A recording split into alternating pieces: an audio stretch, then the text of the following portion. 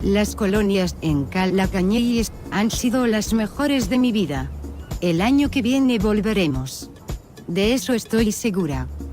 Yo me llamo Clara y tengo 11 años. ¿Y tú? My name is Ben, and I single quote am 12. Where are you from, Clara?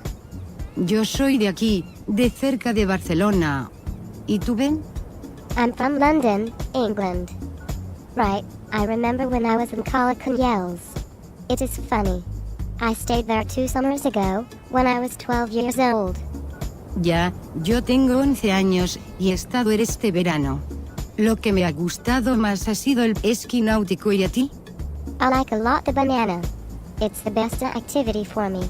I prefer the banana because it's funny, and I do with all my friends. It is a group activity and a lot of speed.